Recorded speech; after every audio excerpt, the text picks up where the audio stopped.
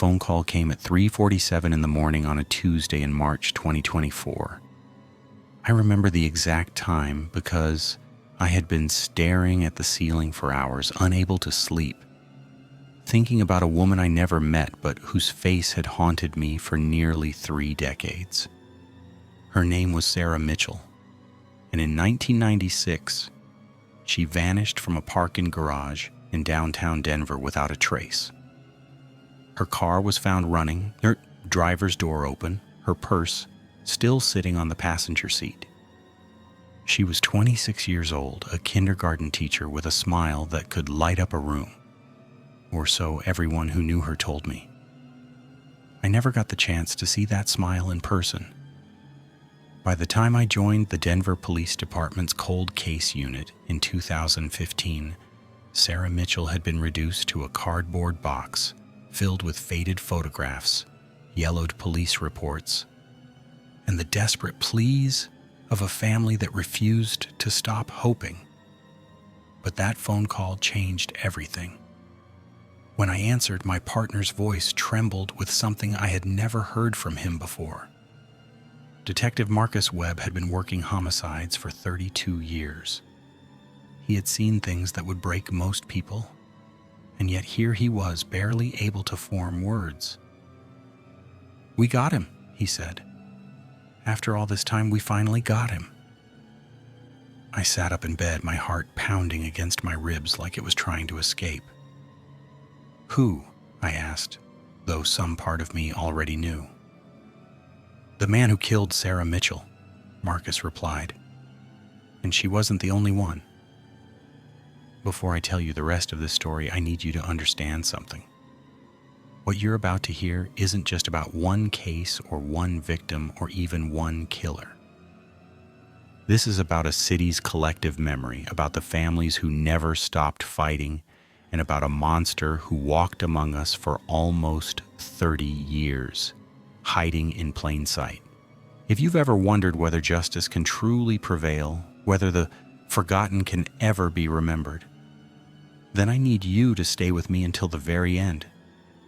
And if this story moves you, if it makes you think about the victims in your own community whose cases have gone cold, I'm asking you right now to share this with someone who needs to hear it. Subscribe to this channel because there are more stories like this one, more families still waiting for answers.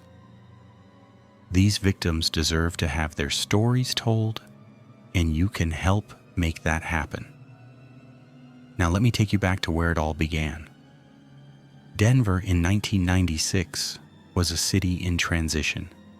The economy was booming, new construction was everywhere, and there was this palpable sense of optimism that seemed to infect everyone.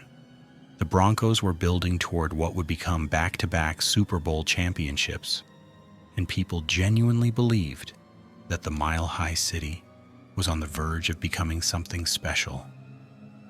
But beneath that gleaming surface, something dark was stirring. Something that wouldn't fully reveal itself for almost 3 decades. Sarah Mitchell moved to Denver in the spring of 1995, following a boyfriend who would eventually become her fiancé. She had grown up in a small town in Nebraska, the kind of place where everyone knows everyone, and doors are left unlocked at night. Denver must have seemed so exciting to her, so full of possibilities.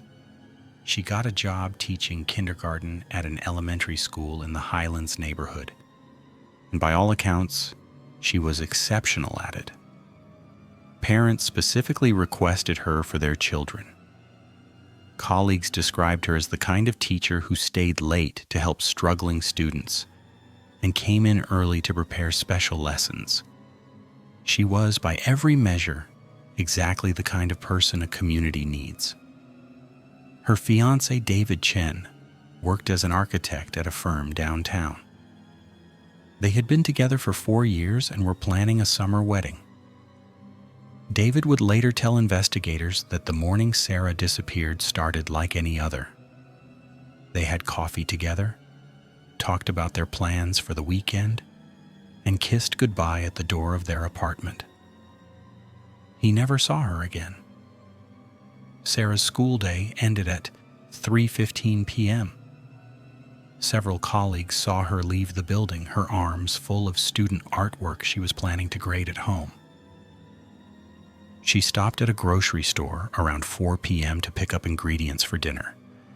The cashier remembered her because she had been humming a song while waiting in line, something upbeat and cheerful. Security footage, grainy and deteriorating even by 1996 standards, showed her loading groceries into her Honda Civic and driving away. That footage was the last confirmed sighting of Sarah Mitchell alive. What happened next remains partially shrouded in mystery even today. But here's what we know. At approximately 5:30 p.m., Sarah's car was found on the third level of a parking garage attached to a downtown office building. The engine was still running. The driver's side door was open. Her purse, containing her wallet, identification, and $47 in cash, sat undisturbed on the passenger seat. The groceries were in the back. But Sarah was gone. A security guard named Thomas Perkins discovered the vehicle during a routine sweep of the garage. He later testified that something about the scene immediately struck him as wrong. "It was too perfect," he said. "Like someone had set up a display. The door opened just so, the purse right there in plain sight. It didn't feel real." Thomas called the police, and within an hour the garage was swarming with officers. But despite an intensive search that would eventually expand to cover most of downtown Denver, no trace of Sarah Mitchell was found. David Chen was naturally the first suspect. The fiancé or husband always is in cases like these. But David had an airtight alibi. He had been in meetings at his architecture firm from 2 p.m. until well after 6 p.m., with multiple witnesses confirming his presence. Phone records showed he had tried to call Sarah at 5:45 p.m., concerned when she hadn't arrived home from work. That call went straight to voicemail. Sarah's cell phone was later found in her car, the battery dead. The investigation stalled almost immediately. There were no witnesses who saw Sarah in the parking garage. Security cameras in that section had been malfunctioning for weeks, a fact that the garage's management had neglected to address. No physical evidence was recovered from the scene. It was as if Sarah had simply evaporated into thin air. I've spent years studying this case, and I can tell you that the initial investigation was handled about as well as it could have been given the circumstances. Detective Raymond Foster, who caught the case, was a 20-year veteran known for his thoroughness. He interviewed over 200 people in the first month alone. He tracked down every lead, followed every tip, chased every rumor. But nothing panned out. The case went cold within 6 months, joining a growing stack of unsolved disappearances that would eventually define a dark chapter in Denver's history. What no one realized at the time was that Sarah Mitchell wasn't an isolated incident. She was part of a pattern that wouldn't become visible for years. In the months following Sarah's disappearance, 3 more women vanished from the Denver metropolitan area under disturbingly similar circumstances. Each one was found missing from her vehicle. Each vehicle was discovered running with the door open. Each woman simply ceased to exist in the span of a few minutes, leaving behind no witnesses and no evidence.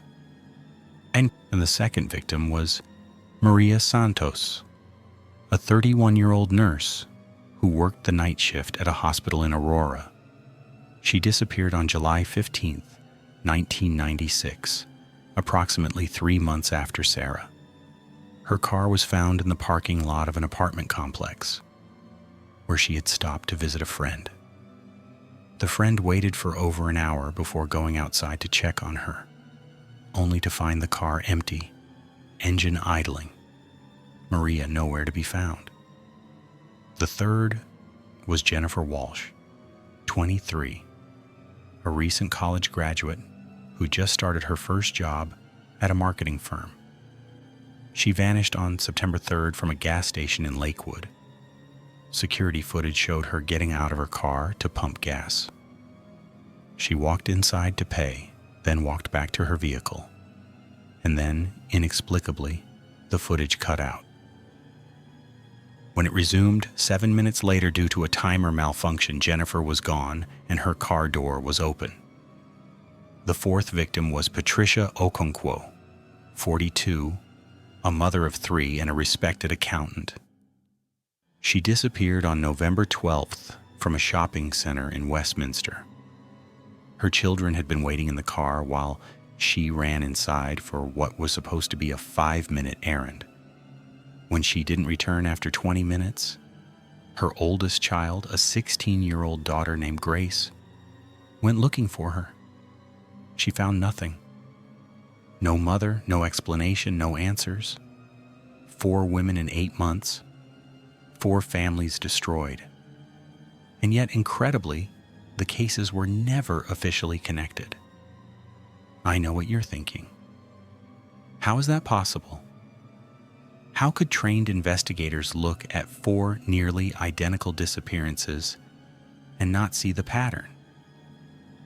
The answer is complicated and frustrating and speaks to systemic failures that plagued law enforcement for decades. The cases were spread across multiple jurisdictions. Sarah's case belonged to Denver PD. Maria's was handled by Aurora. Jennifer's fell under Lakewood's authority. Patricia's was Westminster's responsibility.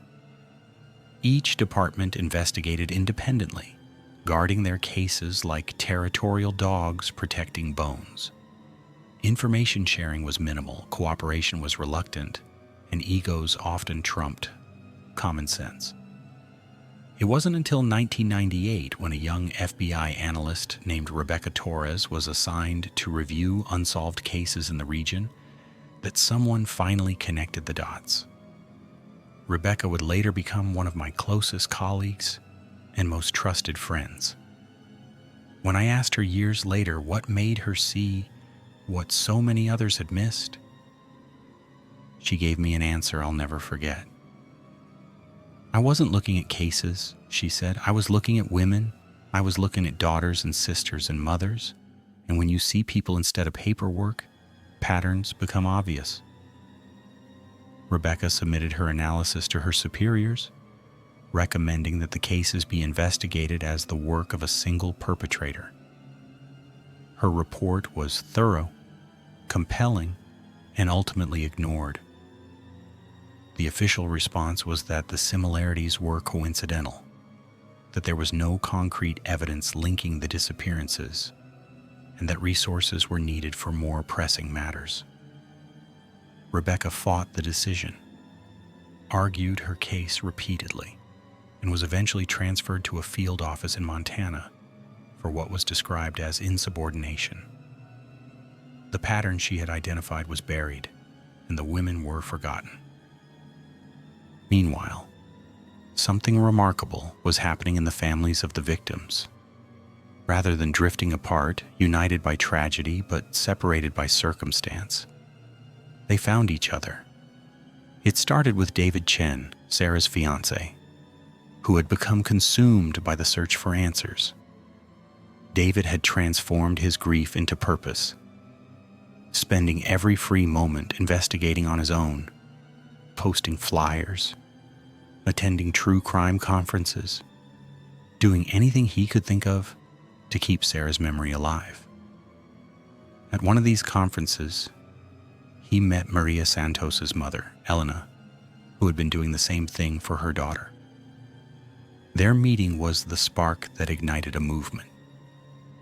Within months, the families of all 4 victims had connected, forming an informal group they called the Forgotten Voices Coalition. They shared information, pooled resources, and most importantly, they refused to let the world move on. They held annual vigils on the anniversary of each disappearance. They wrote letters to newspapers, appeared on local news programs, and pressured police departments to keep the cases active. They became a force that couldn't be ignored, a constant reminder that 4 women were still missing and 4 families were still waiting. I want to pause here and ask you something. Think about this for a moment. What would you do if someone you loved vanished without a trace? Would you keep fighting after years of silence, after being told again and again that there were no leads, no hope, no answers? I'd love to hear your thoughts in the comments. How long would you hold on to hope? The Forgotten Voices Coalition maintained their vigil for years, decades. Long after most people would have given up, they continued their work. David Chen eventually married again, had children, built a life, but he never stopped advocating for Sarah. Elena Santos developed health problems that confined her to a wheelchair, but she still attended every vigil, still wrote letters, still demanded answers. The children of Patricia Okonkwo grew up, had children of their own, and taught those children about the grandmother they never knew.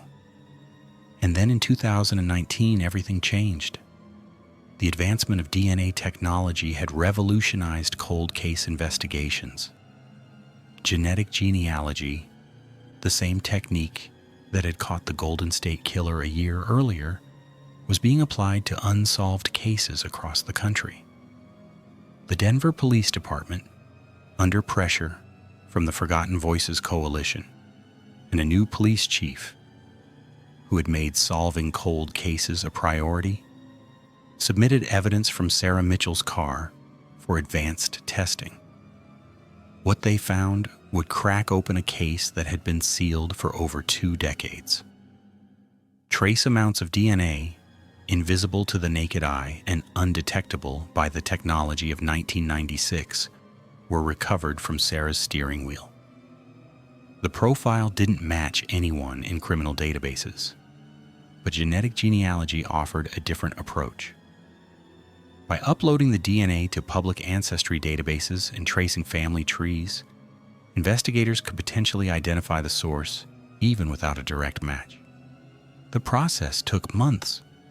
Genetic genealogists worked backwards through generations, building family trees with thousands of branches, looking for living relatives who might share enough DNA to point toward a suspect. It was painstaking work, following leads that often dead-ended, reconstructing family histories from census records and birth certificates and marriage licenses.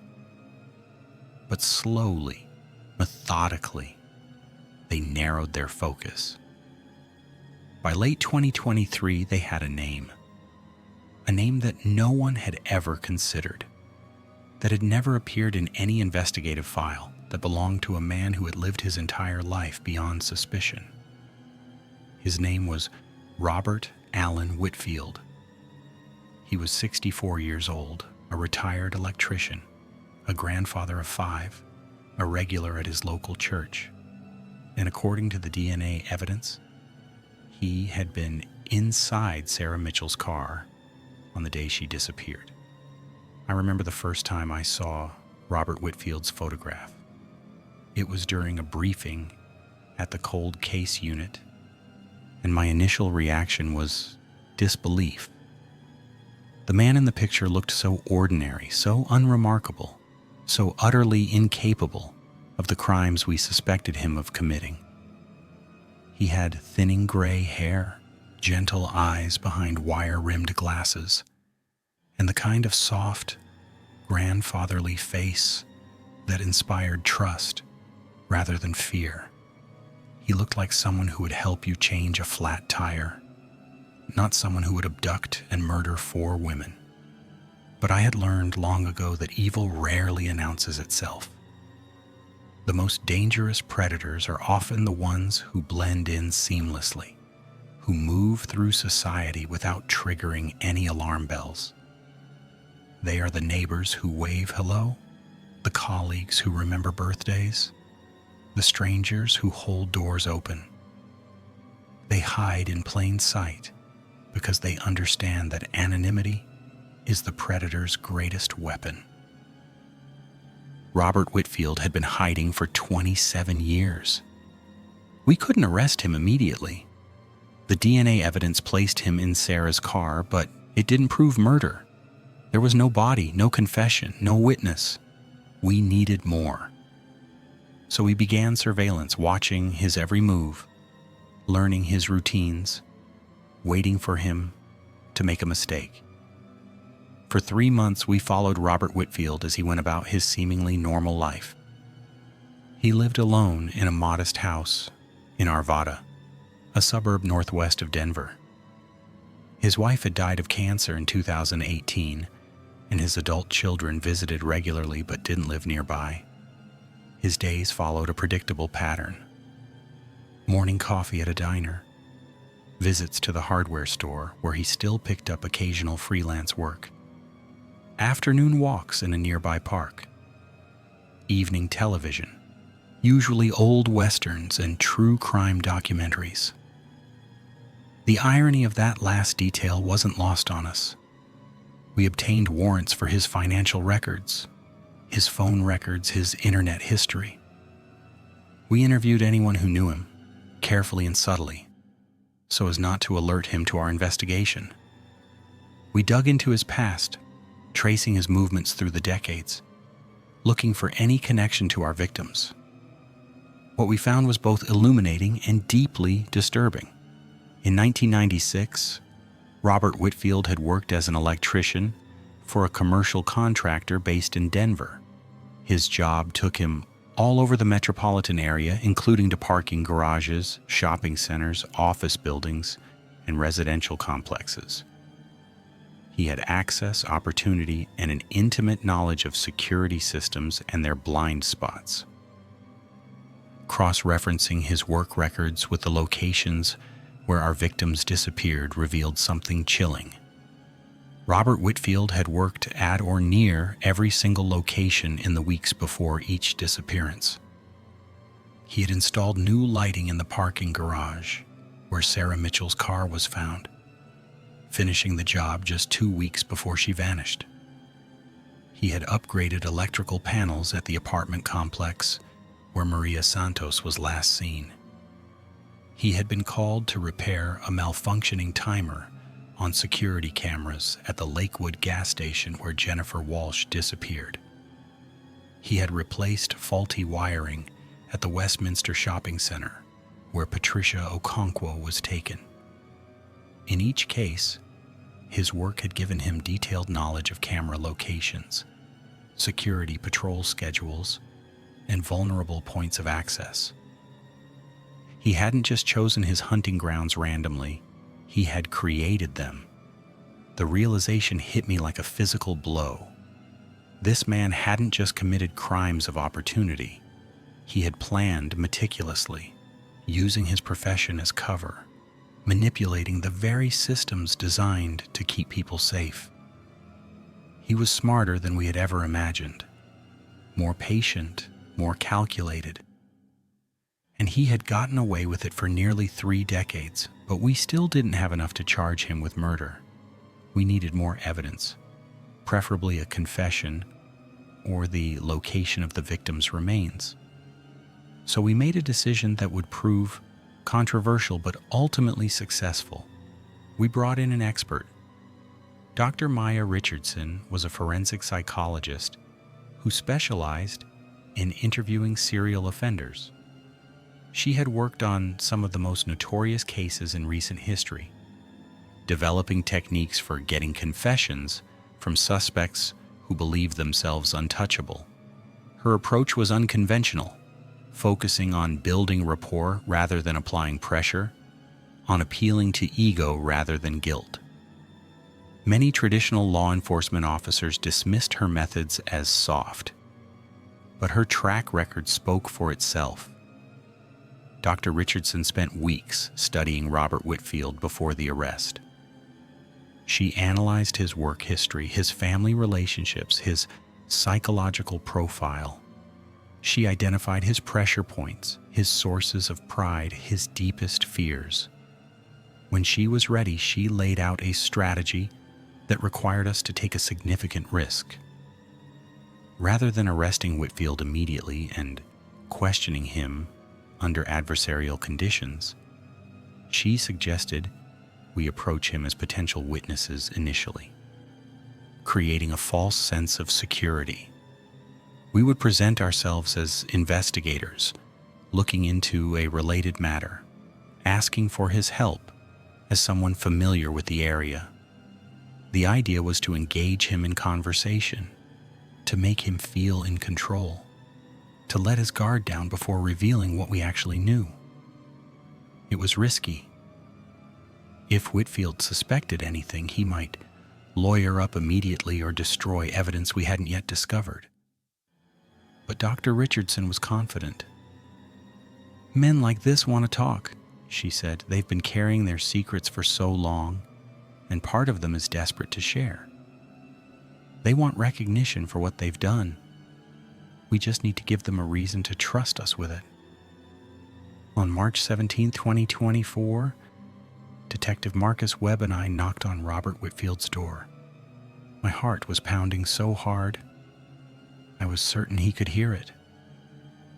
Every instinct screamed at me to cuff him right there, to drag him to the station, to make him pay for what he had done to those women and their families. But I followed the plan. Robert opened the door with a friendly smile. "Can I help you?" he asked, genuinely curious. "Mr. Whitfield, I'm Detective Sarah Gomez, and this is Detective Marcus Webb. We're investigating a series of thefts that occurred in this area in the mid-1990s. We understand you worked as an electrician around that time, and we were hoping you might remember something that could help us." It was a plausible cover story. Robert's face showed no alarm, only mild interest. 1990s? That's going back a ways. But sure, come on in. I'll tell you what I can remember. He led us into his living room, offered us coffee, and settled into a worn recliner that was clearly his favorite spot. Family photographs lined the walls. Grandchildren smiled from frames. A Bible sat on the end table. Everything about the scene radiated normalcy, warmth, suburban comfort. If I hadn't known what I knew, I would have trusted this man completely. We talked for over an hour about nothing important. His career, his family, his memories of Denver in the 1990s. Robert was articulate, friendly, seemingly eager to help. He asked questions about our investigation, offered suggestions, even provided names of former colleagues who might have relevant information. He was, by all appearances, exactly what he seemed to be, a helpful, harmless old man. But Dr. Richardson had trained us to look for subtle signs. The slight tension in his shoulders when we mentioned parking garages. The brief flicker in his eyes when the conversation touched on security systems. The way he unconsciously touched his left wrist, a self-soothing gesture whenever the date 1996 was mentioned. He was hiding something, and he was fighting to keep it hidden. Near the end of our visit, I made the first move. "Mr. Whitfield, this might seem like an odd question, but do you remember a woman named Sarah Mitchell?" The change was instantaneous. His face went blank, his body stiffened, and for just a moment the mask slipped. I saw something in his eyes that I can only describe as recognition.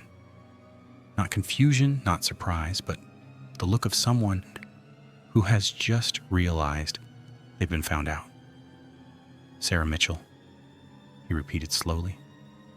"That name, I think I remember hearing about her. She was that cheer who went missing, wasn't she?" Terrible thing. But I don't understand. What does that have to do with thefts? I smiled, keeping my voice casual. Just routine questions, Mr. Whitfield. We're looking at various cases from that era, trying to find connections. Thank you so much for your time. We left without pushing further. It was crucial to let him stew, to wonder what we knew and what we didn't. That night, surveillance reported that Robert Whitfield didn't sleep. He paced his house for hours, made 3 phone calls to a lawyer friend, and drove to a storage facility at 2 a.m., staying inside for nearly an hour before returning home. We had him rattled. Now we just needed to bring him in. The arrest of Robert Allen Whitfield took place on March 2024, exactly 5 days after our initial interview. We had used the intervening time productively. The storage facility he had visited in the middle of the night became the focus of intense investigation. With a warrant in hand, we discovered a unit rented under a false name, but traced to Whitfield through surveillance footage. Inside, we found what we had been looking for. There were trophies. Killers like Whitfield often keep souvenirs from their victims, items that allow them to relive their crimes and maintain a sense of power and control. In a locked metal box hidden beneath stacks of old electrical equipment, we found a collection of personal effects that would prove crucial to our case. A silver bracelet engraved with the initials SM, a hospital ID badge belonging to Maria Santos, a college class ring with Jennifer Walsh's name inscribed inside, a family photograph of Patricia Okonkwo with her children. But that wasn't all. Beneath these items, wrapped in deteriorating plastic, we found something else. Journals, dozens of them dating back to 1989, filled with small, cramped handwriting that detailed fantasies, plans, and eventually confessions. Robert Whitfield had documented everything. I've read those journals cover to cover multiple times. They haunt me still. The dispassionate language he used to describe hunting, stalking, killing, the detailed observations about his victims' routines, their vulnerabilities, their final moments, the satisfaction he expressed at evading detection, at watching police chase false leads, at reading newspaper articles about the searches for women he knew would never be found. It was a window into a mind so alien, so devoid of empathy, that I sometimes had to stop reading, just to remember that such darkness was the exception, not the rule. What struck me most was his ordinariness. There was nothing in those pages that suggested a monster. He wrote about mundane concerns, worries about his job, frustrations with his marriage, anxiety about his children's futures, and then, sandwiched between grocery lists and home repair notes, there would be entries about surveillance targets, about opportunities identified, about deeds done. The banality of it was almost more horrifying than the content itself. Robert Whitfield was arrested at his home without incident. He answered the door expecting mail, I think, and instead found a tactical team in full gear. For a moment, he seemed almost relieved. The weight he had been carrying, the secret he had been hiding for 27 years, was finally being taken from him. We transported him to the Denver Police Department's Central Station, where Dr. Richardson was waiting to conduct the interview. I watched from behind one-way glass, barely breathing, as she began the delicate work of extracting a confession. She started gently, almost sympathetically. Mr. Whitfield, I want you to know that I understand how difficult this must be. You've been carrying something heavy for a long time. I can see it in your eyes. You're tired, aren't you? Robert didn't respond immediately. He sat in his chair, hands folded on the table, eyes fixed on a spot somewhere above Dr. Richardson's head. When he finally spoke, his voice was calm, measured, almost conversational. "You found the journals, didn't you?" Dr. Richardson nodded. "We found a lot of things, Robert, but I'm not here to talk about evidence right now. I'm here because I want to understand. You were married for 43 years. You raised 2 children. You went to church every Sunday. How does a man like that also do what you did?" The question hung in the air. Robert shifted slightly, a barely perceptible movement that betrayed his discomfort. When he answered, it was in a voice so quiet that the audio technicians had to enhance it later for the recording. "You want me to say I'm sick? That there's something wrong with my brain, some chemical imbalance or childhood trauma? That's what everyone wants to hear, isn't it? A reason, an explanation that makes sense. Is that not the case?" Robert laughed, a cold, mirthless sound that raised the hair on the back of my neck. "I had a perfectly normal childhood. Loving parents, good education, no abuse, no neglect. I wasn't dropped on my head. I wasn't molested by a neighbor. I'm not what people expect a monster to look like because I'm not a monster. I'm something much more common. I'm a man who realized early on that rules only apply if you get caught." What followed was a confession that lasted over 7 hours. Dr. Richardson guided Robert through his crimes with surgical precision, drawing out details that only the perpetrator could know. He described how he had selected his victims, how he had stalked them for weeks before acting, how he had used his electrical work to identify security vulnerabilities. He explained his methods, his precautions, his strategies for avoiding detection. And finally, he revealed what had happened to Sarah Mitchell and the 3 other women. They were dead, all of them. They had been dead since 1996, their bodies buried in a remote section of Jefferson County, on land that had once belonged to a property where Robert had done extensive renovation work. He provided detailed directions, drawing maps from memory with an accuracy that was almost mechanical. As he spoke, I thought about the families. David Chen, who had spent 27 years wondering. Elena Santos, who would finally know what happened to her daughter. The Okonkwo children, now adults with children of their own, who had grown up without their mother. The resolution they would receive was not the one they had hoped for. There would be no miracle, no tearful reunion, no explanation that made the loss bearable. But there would be answers. After decades of uncertainty, they would finally know. The search of the burial site began the following morning. I was there standing at the edge of the excavation as forensic teams carefully removed decades of accumulated soil and debris. It took 2 days to locate the first remains and another week to recover all 4 victims. DNA testing confirmed their identities: Sarah Mitchell, Maria Santos, Jennifer Walsh, Patricia Okonkwo, the forgotten victims of Denver's most prolific unknown serial killer. The Forgotten Voices Coalition gathered at the site on the day the last remains were recovered. David Chen was there, leaning on a cane, his hair now completely white.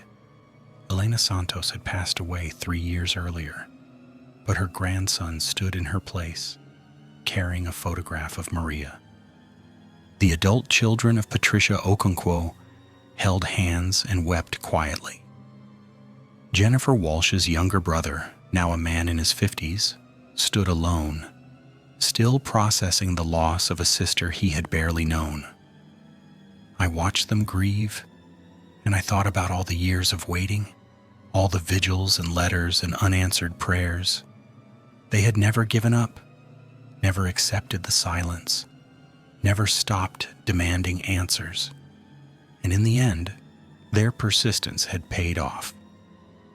Not because the system had worked, but because they had refused to let the system forget. The trial of Robert Allen Whitfield began in September 2024. The prosecution, led by District Attorney Carmen Rodriguez, presented a case that was overwhelming in its evidence, but challenging in its age. Most of the forensic evidence had degraded over nearly 3 decades. Many potential witnesses had died or moved away or lost their memories. The defense, predictably, focused on these weaknesses, arguing that the physical evidence was inconclusive and that the confession had been coerced. But the journals changed everything. Those meticulous records, maintained for over 3 decades, served as both confession and corroboration. Every detail Whitfield had provided in his interview matched entries in the journals. Dates, locations, descriptions, methods. It was as if he had been keeping notes for the prosecution, documenting his crimes with the same care he had applied to avoiding detection. The defense tried to argue that the journals were fiction, creative writing rather than factual accounts, but handwriting analysis confirmed they were written by Whitfield. DNA testing on the paper matched his biological material, and the details contained within them led directly to evidence that couldn't have been fabricated, including the burial site and the personal effects found in storage. I testified twice during the trial. The first time was about the investigation itself, the cold case review, the DNA breakthrough, the surveillance and eventual arrest. The second time was about the journals, which I had read more thoroughly than anyone except the lead prosecutor. I sat on the witness stand for over 4 hours, reading passages aloud, explaining their significance, translating Whitfield's coded references into the plain language of his crimes. It was the most difficult thing I've ever done. Reading those words in a clinical setting, with attorneys and jury members and the families of victims watching, forced me to confront the reality of what Whitfield had done in a way that even investigating the case had not. These weren't abstractions anymore. They were specific, detailed accounts of human suffering. And the man who had caused that suffering sat 15 feet away, watching me with an expression of detached curiosity. I looked at him once during my testimony, briefly meeting his eyes. What I saw there chilled me to the bone. There was no remorse, no shame, no indication that he understood or cared about the magnitude of his actions. He looked at me the same way he might look at a mildly interesting television program. Curious but not unengaged. Present but not invested. The jury deliberated for less than a day. Robert Allen Whitfield was found guilty on 4 counts of first-degree murder, 4 counts of kidnapping, and numerous lesser charges. The courtroom erupted in relieved tears when the verdict was read. The families embraced each other, finally receiving the justice they had sought for so long. During the sentencing hearing, each family was given the opportunity to deliver an impact statement. David Chen spoke first.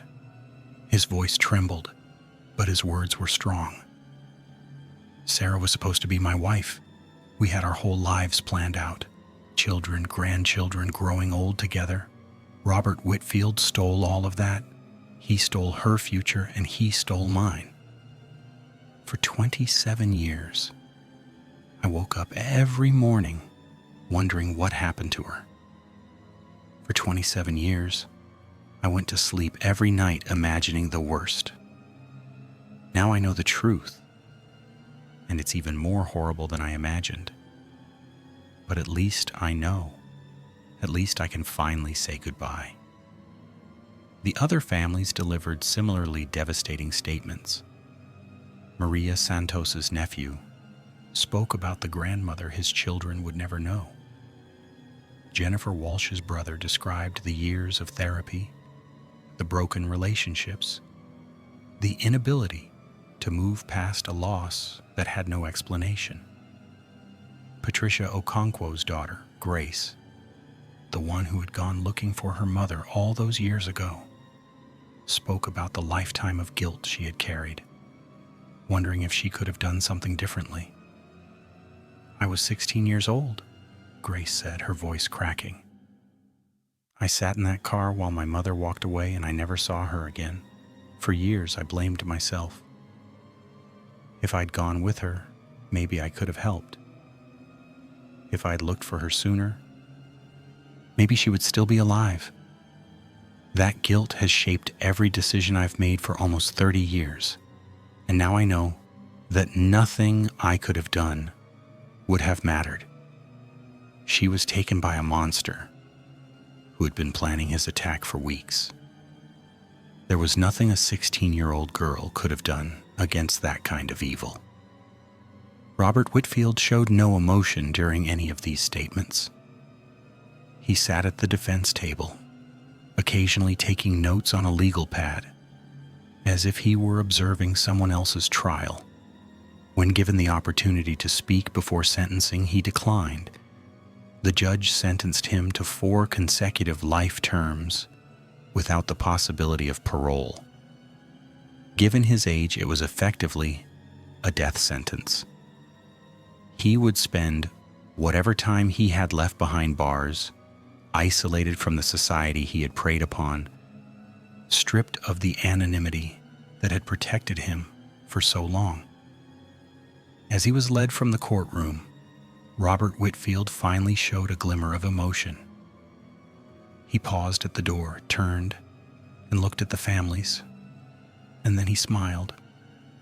A small, cold, knowing smile that seemed to say, "I got away with it for 27 years. What did you really win?" I've thought about that smile many times since then. In some ways, he was right. He lived most of his adult life free, enjoying family and friends and the simple pleasures of ordinary existence, while his victims rotted in unmarked graves and their families suffered unimaginable pain. Justice, when it finally came, was incomplete at best. No verdict could restore what was lost. No sentence could adequately punish what was done. But I've come to see it differently. Those families never gave up. They kept fighting when everyone told them to move on, kept demanding answers when no one was listening, kept honoring their loved ones when the world had forgotten. Their persistence is what broke the case. Their refusal to accept silence is what brought Robert Whitfield to justice. They won not because the system worked, but because they made the system work. That, I think, is the true lesson of this case. Justice doesn't happen automatically. It requires advocates, persistent and passionate, who refuse to let the forgotten remain forgotten. It requires families who turn their grief into purpose. It requires communities that support and sustain them through years of waiting.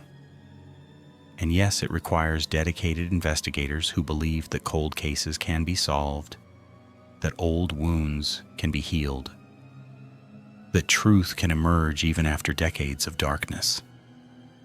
In the weeks following the verdict, I found myself revisiting the places where this story had unfolded.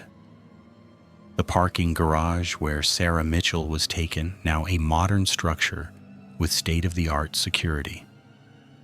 The apartment complex where Maria Santos vanished, renovated beyond recognition. The gas station where Jennifer Walsh was last seen, now a coffee shop that caters to morning commuters. The shopping center where Patricia Okonkwo was abducted, expanded into a gleaming retail destination. Denver had changed so much since 1996. The city had grown, evolved, reinvented itself.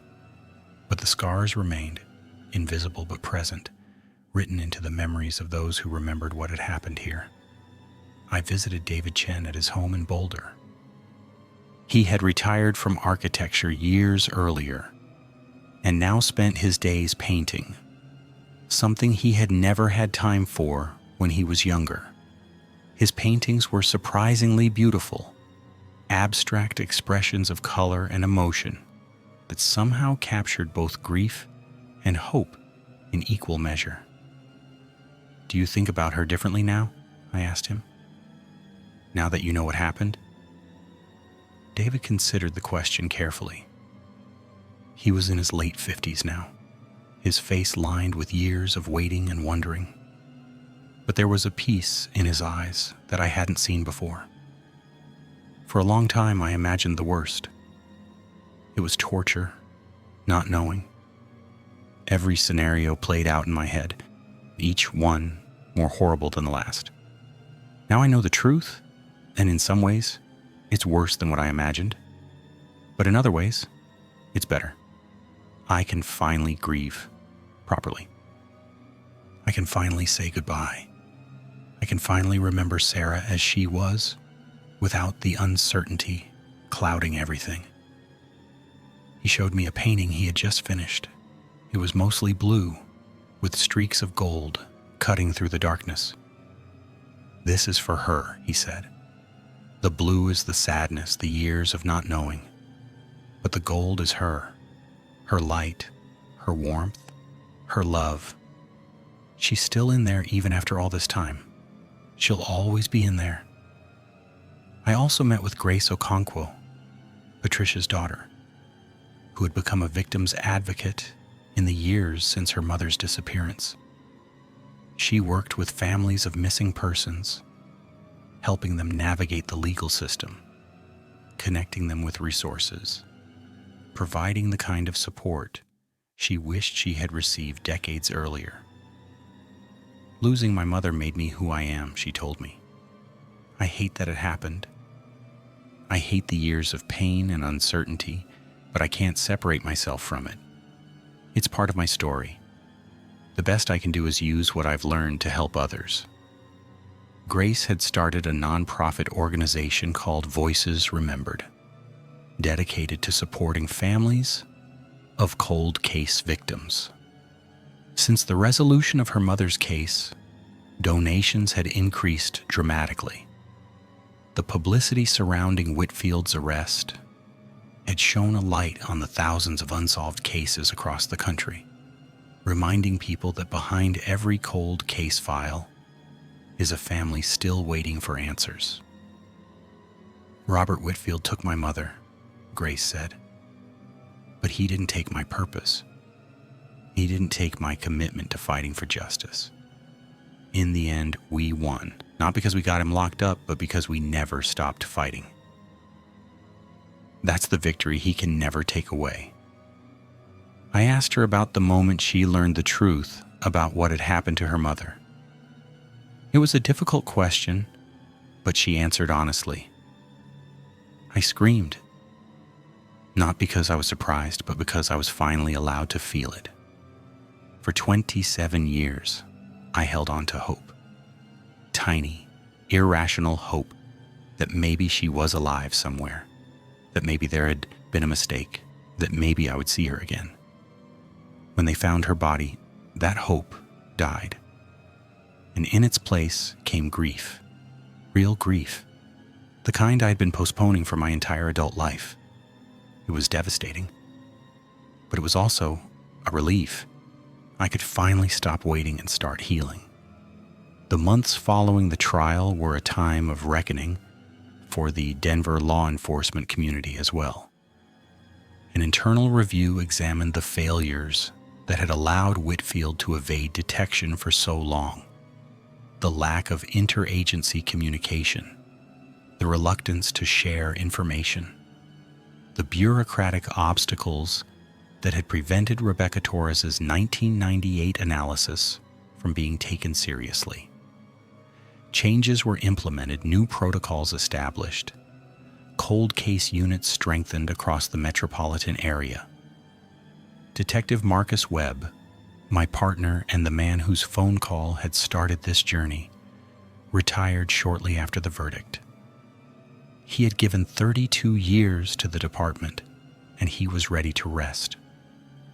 At his retirement party, he gave a speech that I will remember for the rest of my life. "This job takes everything from you," he said. "Your time, your health, your peace of mind. You see things no person should see. You carry burdens no person should carry. But sometimes, if you're lucky, you get a case like this.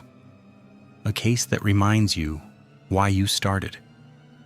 A case that proves justice is possible, even when it seems impossible. I'm retiring with peace in my heart because of Sarah Mitchell, Maria Santos, Jennifer Walsh, and Patricia Okonkwo. Their memories will stay with me forever, and their family's courage will inspire me for the rest of my days." I've spent a lot of time thinking about what this case means, what lessons can be drawn from 27 years of silence finally broken. There are no easy answers, no simple conclusions that wrap everything up neatly, but there are truths worth acknowledging. The first truth is that the system failed. It failed Sarah Mitchell and Maria Santos and Jennifer Walsh and Patricia Okonkwo. It failed their families, their communities, their memories. The evidence that eventually convicted Robert Whitfield existed all along. The pattern that connected his crimes was identified as early as 1998. But jurisdictional barriers, bureaucratic inefficiency, and human arrogance allowed a killer to walk free for decades, while his victims were forgotten. The second truth is that persistence matters. The Forgotten Voices Coalition never gave up. Through years of silence, through seasons of false hope and renewed disappointment, they continued to fight. They kept their loved ones' names in the public consciousness. They pressured authorities to maintain active investigations. They created a community of support that sustained them through the darkest times. Their persistence is what ultimately led to the breakthrough. Without their advocacy, Sarah Mitchell's DNA evidence might never have been submitted for advanced testing. Without their visibility, the case might have remained buried forever. The third truth is that technology creates opportunities. The DNA analysis that identified Robert Whitfield didn't exist in 1996. Genetic genealogy was a concept barely imagined, let alone implemented. But science advances, techniques improve, and cold cases that seemed permanently unsolvable become solvable. Every piece of evidence preserved, every case file maintained, represents potential future justice. We may not have the tools today, but tomorrow is full of possibilities. The fourth truth is that evil is often ordinary. Robert Whitfield was not a dramatic villain with obvious tells and sinister habits. He was a husband, a father, a grandfather, a churchgoer. He blended into society so completely that no one suspected him of anything more serious than perhaps being a bit quiet. This is not unusual. Most predators hide in plain sight, protected by their ordinariness, by our collective reluctance to believe that someone so normal could be capable of such horror. The final truth is perhaps the most important. The victims deserve to be remembered as more than victims. Sarah Mitchell was a beloved teacher who touched countless young lives. Maria Santos was a dedicated nurse who saved patients and comforted families. Jennifer Walsh was a bright young professional with her whole future ahead of her. Patricia Okonkwo was a devoted mother whose children remember her warmth and wisdom. They were complex, beautiful human beings with dreams and fears and loves and losses. They are not defined by how they died, but by how they lived. I carry their stories with me now. They have become part of who I am as a detective, as a person, as someone who has seen both the depths of human cruelty and the heights of human resilience. When I work other cases, when I face other families desperate for answers, I think of David Chen and Elena Santos and Grace Okonkwo and all the others who refused to give up. They remind me why this work matters. They remind me that every cold case represents a human being who deserves justice, no matter how long it takes. Robert Whitfield will die in prison. He will never again walk the streets he once prowled, never again blend into crowds of unsuspecting civilians, never again claim another victim.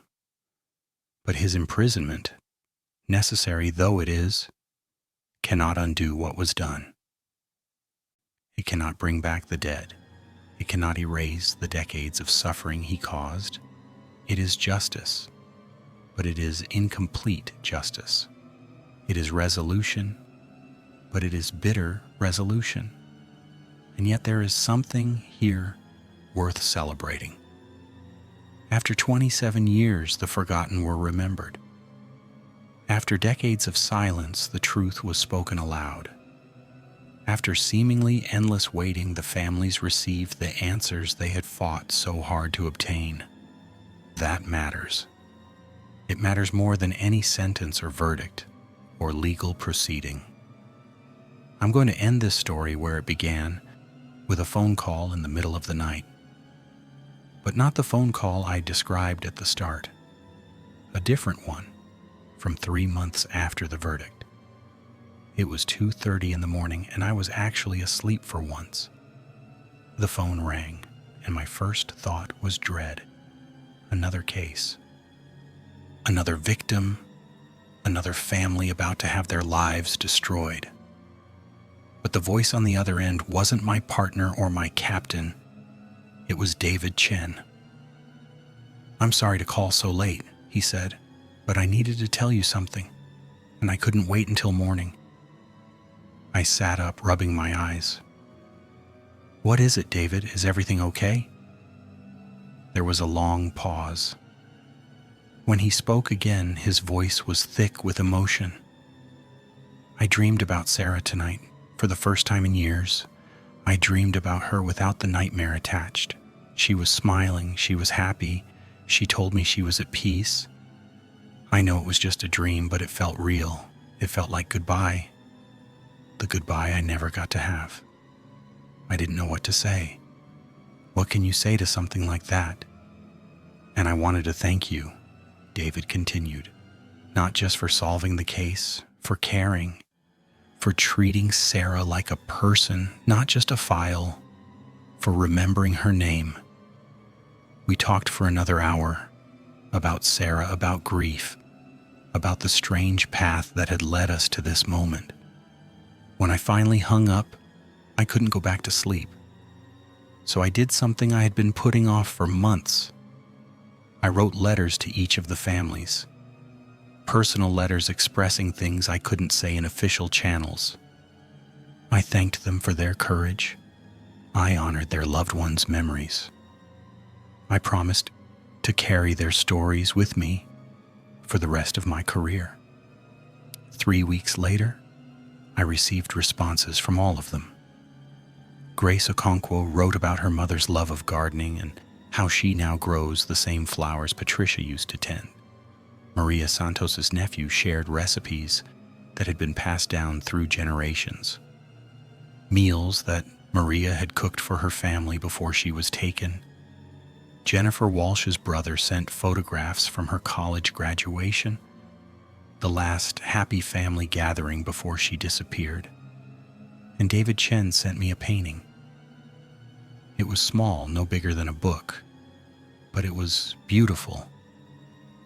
The blue background was there, but now it was dominated by gold, streaming across the canvas like sunlight breaking through clouds. "This is resolution," his accompanying note read. "This is what it looks like when darkness finally lifts." I hung that painting in my office, where I can see it every day. It reminds me of why I do this work. It reminds me that cold cases can be solved, that forgotten victims can be remembered, that justice, however incomplete, is worth pursuing. If you've stayed with me until the end of this story, I want to thank you. These victims deserve to have their stories told, and by listening, you've helped preserve their memory. Sarah Mitchell, Maria Santos, Jennifer Walsh, Patricia Okonkwo. Say their names. Remember their faces. They were somebody's daughter, somebody's mother, somebody's sister, somebody's friend. And if this story has moved you, if it has made you think about the cold cases in your own community, the families still waiting for answers, I ask one thing: share this story. Tell others about the Forgotten Voices Coalition and the ordinary people who refused to let evil win. Subscribe to this channel so you can hear more stories like this one. There are thousands of cases still unsolved, thousands of families still waiting. Every share, every subscription, every moment of attention helps keep these victims in the public consciousness. Because that's how we fight back against forgetting. That's how we honor those who were taken. That's how we ensure that even after decades of silence, truth eventually finds its voice. Justice delayed is not justice denied. Not if we refuse to give up. Not if we remember.